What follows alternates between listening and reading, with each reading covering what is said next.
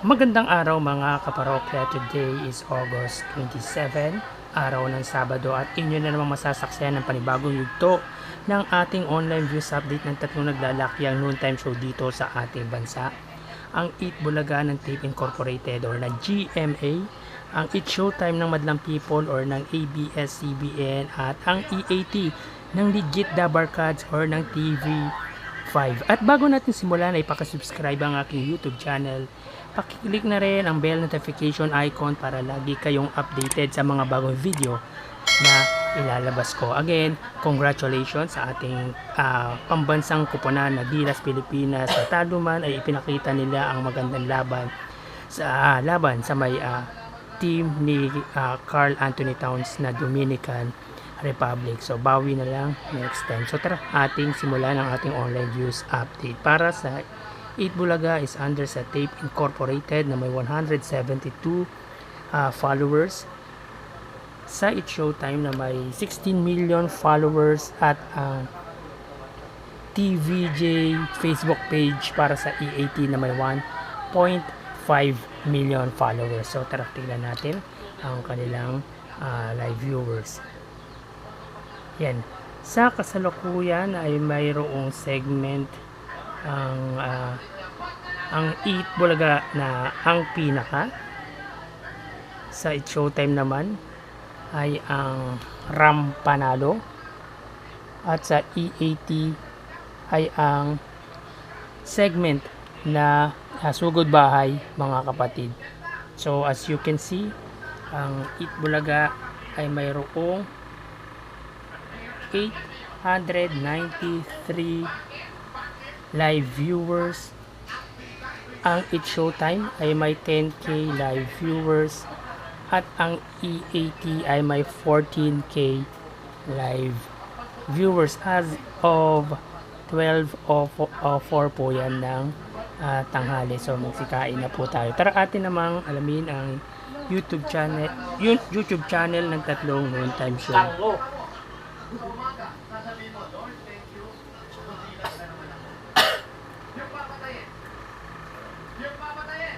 Para sa Eat Bulaga is under kay Yorme Isko Moreno Dumagoso YouTube channel na mayroong yan, na mayroong 449k subscribers. Sa Eat Showtime naman, Eat Showtime under sa may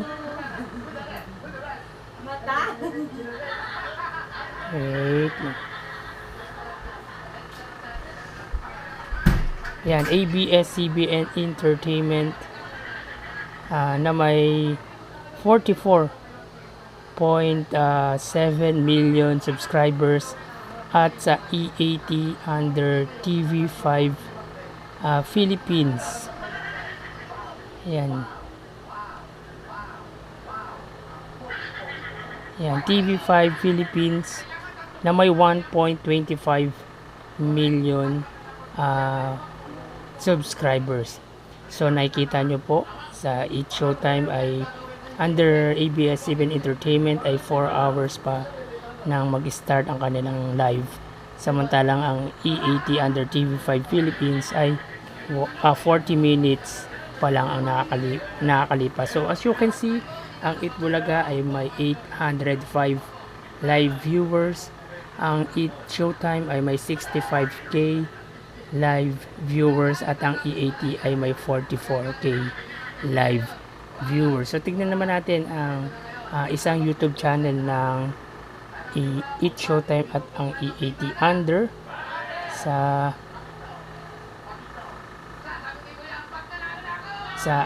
ABS-CBN Eat Showtime na mayroong 1.86 million